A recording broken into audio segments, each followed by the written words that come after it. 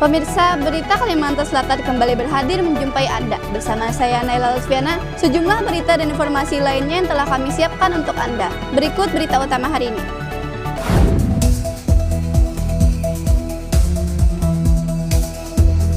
Evaluasi sistem pengelolaan sampah di Kota Banjarmasin, Dirjen Cipta Karya tinjau TPAS Basiri dan TPS 3R.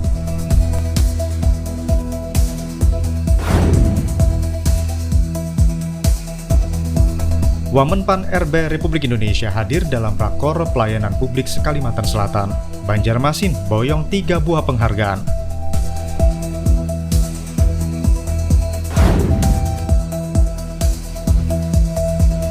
Wamendagri kunjungi TPS 05 dan 09 PSU Pilkada Banjarbaru.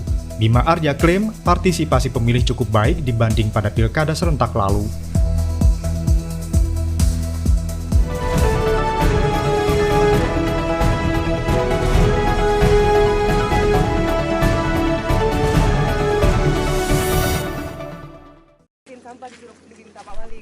Direktur Jenderal Cipta Karya Kementerian Pekerjaan Umum Republik Indonesia Dewi Komistriana bersama jajaran langsung melakukan pemantauan ke tempat pemrosesan akhir sampah TPAS Basiri Banjarmasin Kamis lalu. Dalam kunjungannya, Dewi Komistriana didampingi langsung oleh Wali Kota Banjarmasin Muhammad Yamin, Wakil Wali Kota Banjarmasin Ananda, Kepala Dinas Lingkungan Hidup Kota Banjarmasin Alif Yosfahlov, Kepala Dinas PUPR Suri Sudarmadiah, dan sejumlah instansi terkait lainnya. Ini merupakan bagian dari upaya evaluasi dan penguatan sistem pengelolaan sampah di Kota Banjarmasin.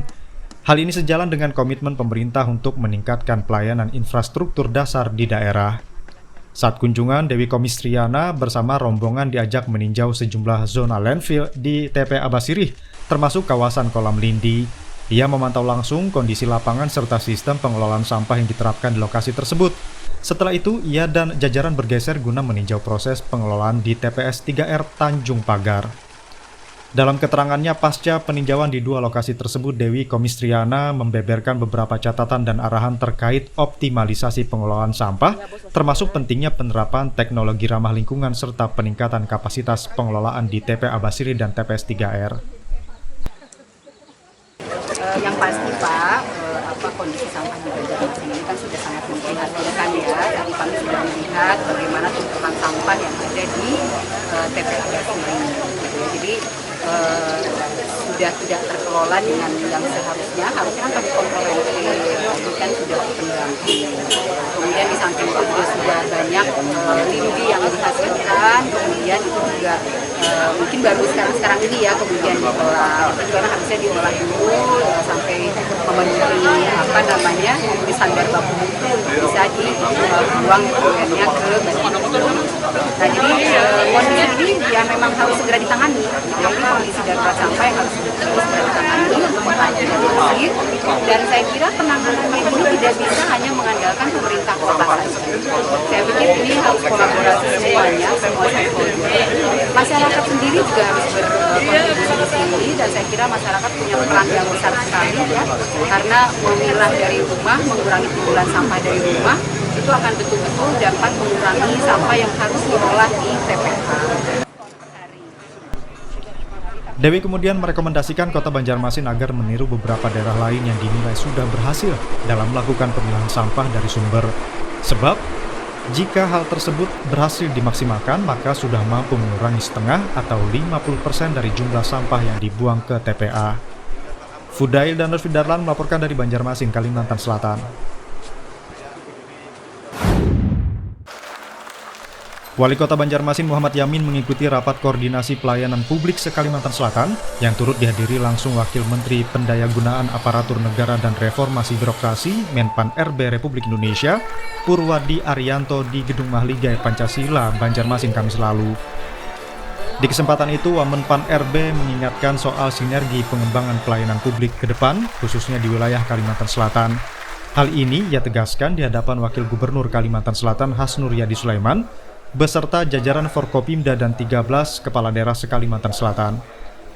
Lebih lanjut, Wamen mengapresiasi peran dan komitmen luar biasa provinsi hingga kabupaten kota dalam meningkatkan kualitas pelayanan publik. Ia menekankan dengan standarisasi layanan yang semakin baik disertai SDM, petugas layanan publik yang berintegritas, maka bukan tidak mungkin pelayanan publik yang berkualitas, inklusif, dan merata di seluruh wilayah dapat terwujud. Wali Kota Banjarmasin Muhammad Yamin mengucap syukur dan menyambut baik keberhasilan pemerintah Kota Banjarmasin dalam meningkatkan kualitas pelayanan publik kepada masyarakat. Kedepan, ia ingin memastikan komitmen pemerintah Kota Banjarmasin dalam memberikan pelayanan terbaik terhadap warga di setiap lini dapat semakin kuat dan terakomodir tanpa pandang bulu. Fudail dan Lutfi Darlan melaporkan dari Banjarmasin, Kalimantan Selatan.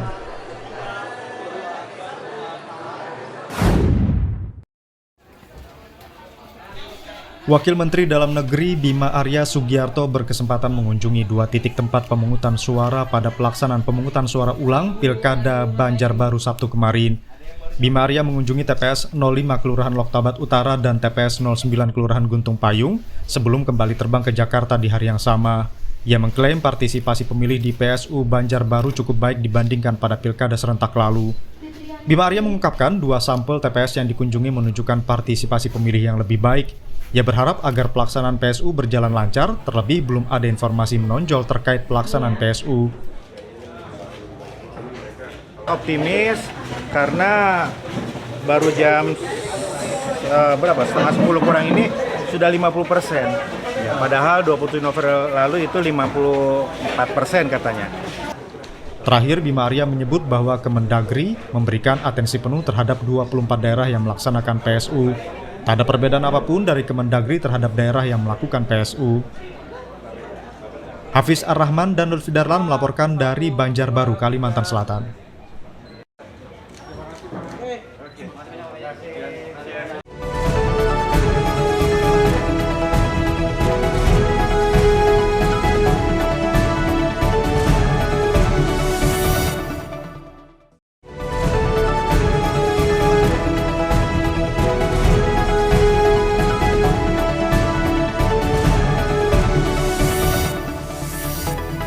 Pemirsa, terima kasih masih bersama kami di Berita Kalimantan Selatan. Untuk Anda yang baru bergabung, berikut berita utama hari ini.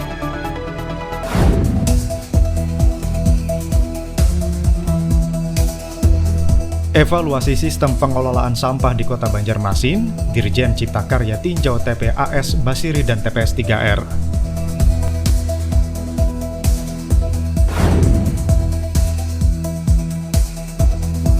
Wamenpan RB Republik Indonesia hadir dalam Rakor Pelayanan Publik se-Kalimantan Selatan. Banjarmasin boyong 3 buah penghargaan.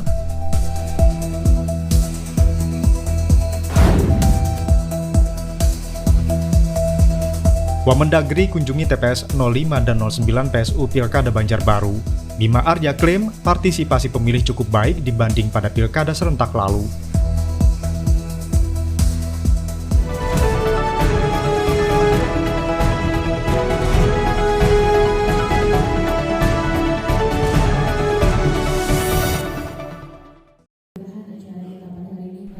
Pemerintah Kabupaten Hulu Sungai Selatan menggelar musyawarah perencanaan pembangunan Musrenbang Rencana Kerja Pemerintah Daerah tahun 2026. Musrenbang digelar untuk menyamakan persepsi untuk melaksanakan program pembangunan daerah skala prioritas sesuai visi dan misi kepala daerah yang selaras dengan program pusat dan provinsi.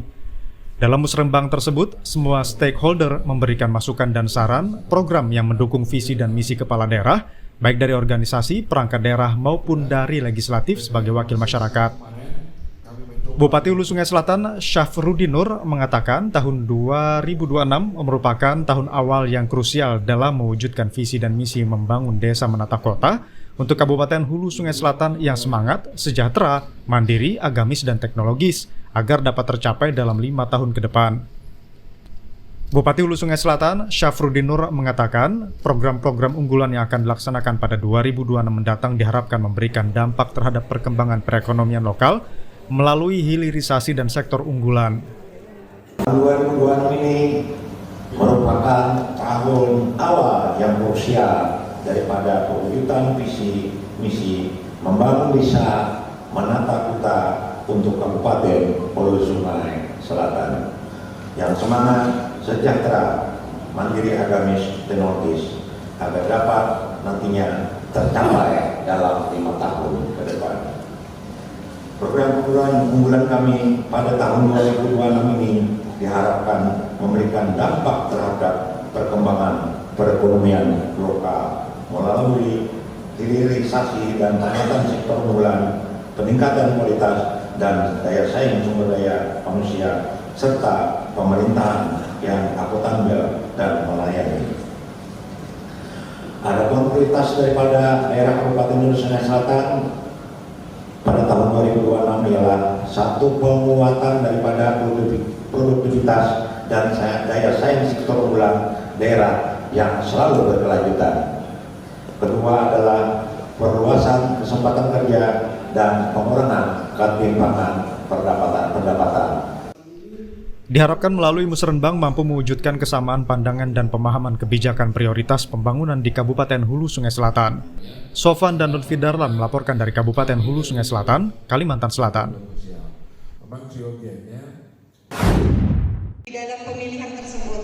Guna mempererat hubungan silaturahmi dan ukhuwah Islamiyah antara orang tua dan guru, Forum Silaturahmi Orang Tua dan Guru FSOG Sekolah Dasar Islam Terpadu SDIT Ukhuwah dan SDIT Ukhuwah 2 Banjarmasin menggelar acara halal bihalal di Gedung Serbaguna Ukhuwah Banjarmasin Rabu lalu. Ketua Umum FSOG SDIT Ukhuwah dan SDIT Ukhuwah 2 Banjarmasin, Sarah Syarkawi mengatakan, selain halal bihalal untuk menguatkan silaturahmi, kegiatan tersebut dihiasi dengan diskusi, dengar pendapat dan penyampaian aspirasi dari orang tua murid. Yang kami sampaikan dari kegiatan hari ini adalah intinya dalam setiap mindset orang tua yang menyekolahkan anaknya dimanapun anaknya, bahwa peranan orang tua itu sangat penting dalam mendidik anaknya. Jadi tidak aja anak yang bersekolah, tetapi orang tua juga harus selalu membersamai. Kemudian yang kedua adalah komunikasi, komunikasi antara orang tua dengan anak, kemudian orang tua dengan sekolah, baik guru dan pengajarnya, tentang perkembangan anaknya di sekolah, sehingga orang tua bisa terus membersamai anak-anaknya dan mengetahui segala perkembangan yang terjadi terhadap tumbuh kembang dan pendidikan anak-anaknya. Apa harapan kedepannya, Bu? Harapan kedepannya semoga ukhuwah bisa segera memenuhi kuotanya ya dalam penerimaan siswa baru, agar bisa sekaligus juga mengajak seluruh orang tua yang anak-anaknya akan memasuki masa sekolah SD untuk mendaftarkan diri ke ukhuwah dan bergabung menjadi para penghafal Al-Quran. Insya Allah menjadi amal jariah bagi orang tua dan tentu saja buat sekolah juga kuota ini bisa segera terpenuhi.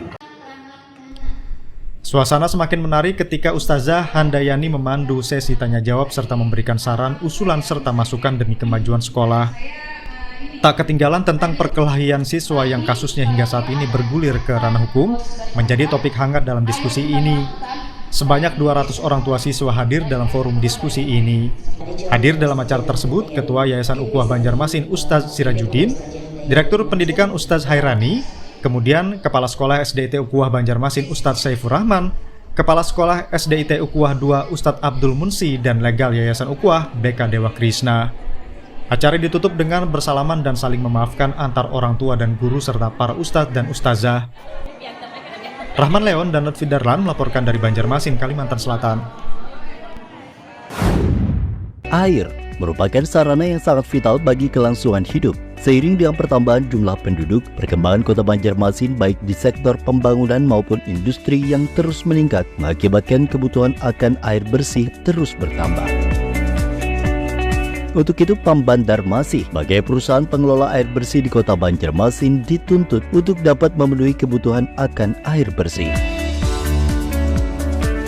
Kota Banjarmasin menjadi salah satu penyangga ibu kota negara, memiliki jumlah penduduk 708.516 jiwa pada tahun 2021 dengan luas wilayah 98,46 km persegi, juga dijuluki sebagai kota 1000 sungai. Semakin meningkatnya jumlah penduduk membuat sarana dan prasarana kota Banjarmasin harus ditingkatkan, terutama untuk pendistribusian air bersih yang dialirkan kepada masyarakat dengan kualitas, kuantitas, kontinuitas, serta tekanan hingga kebutuhan air bersih bisa dirasakan masyarakat kota Banjarmasin sampai dengan wilayah terujung.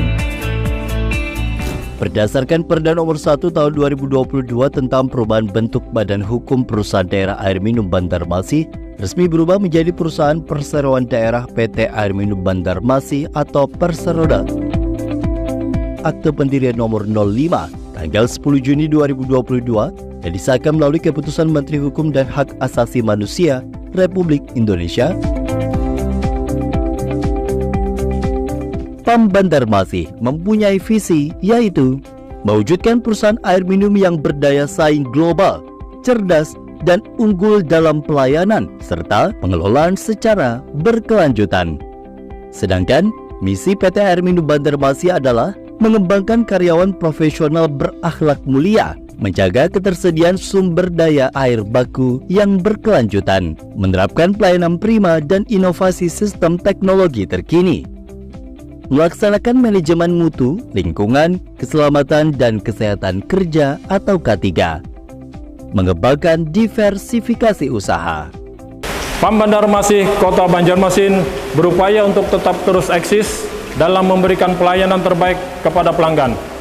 Sejalan dengan perkembangan Kota Banjarmasin dan sekitarnya, disadari bahwa kapasitas sumber daya dan kemampuan sistem produksi yang tersedia masih terbatas dan perlu terus ditingkatkan.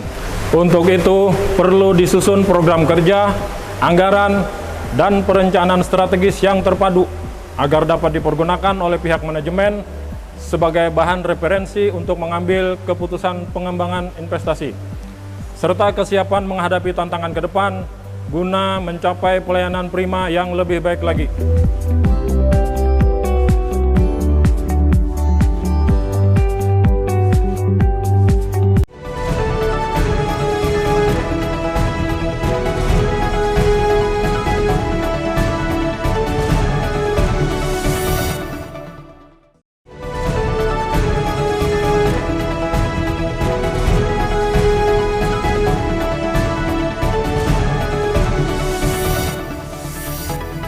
Pemirsa, terima kasih masih bersama kami di Berita Kalimantan Selatan. Untuk Anda yang baru bergabung, berikut berita utama hari ini.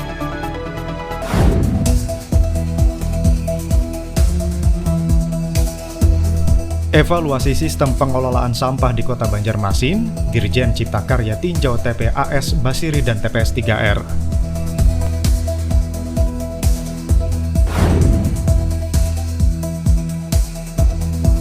Wamenpan RB Republik Indonesia hadir dalam Rakor Pelayanan Publik Kalimantan Selatan. Banjarmasin boyong 3 buah penghargaan.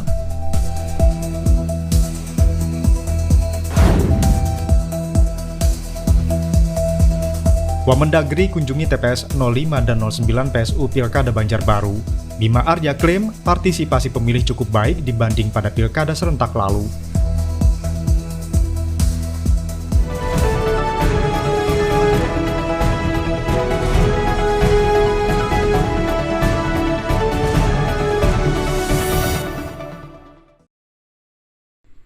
Barito Putra mengakhiri tren positifnya. Bermain di kandang sendiri Stadion Demang Lehman, Barito Putra takluk 0-1 dari Persis Solo Sabtu kemarin.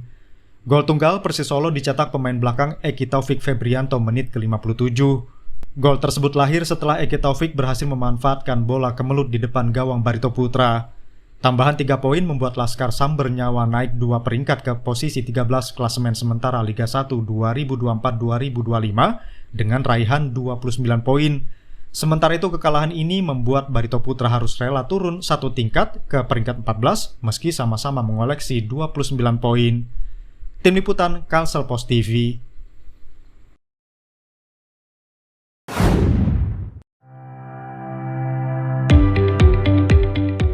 PT Air Minum Intan Banjar Perseroda merupakan BUMD air minum yang melayani 2 wilayah atau daerah yaitu Kabupaten Banjar dan Kota Banjarbaru.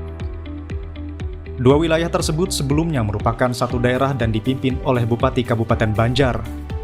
Akan tetapi sejak tahun 1999 terjadi pemekaran wilayah yang menjadikan Kota Banjarbaru berdiri sendiri di bawah kepemimpinan Wali Kota Kota Banjarbaru.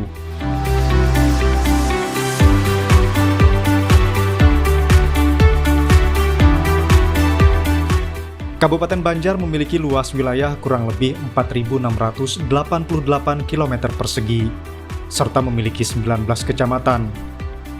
Sedangkan Kota Banjarbaru memiliki luas wilayah kurang lebih 371 km persegi dan terdiri dari 5 kecamatan.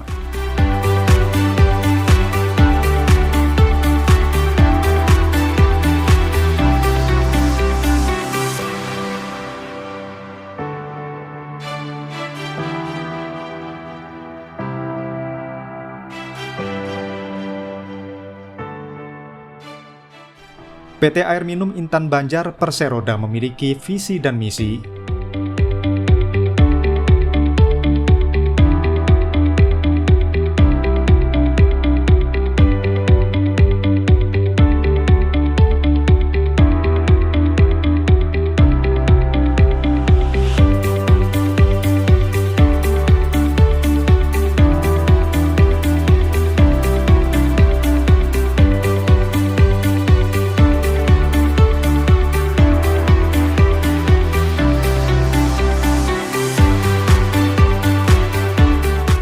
Pemirsa, berita tadi menutup perjumpaan kita hari ini. Saya Naila Alfiana serta kru yang bertugas mengucapkan terima kasih dan sampai jumpa.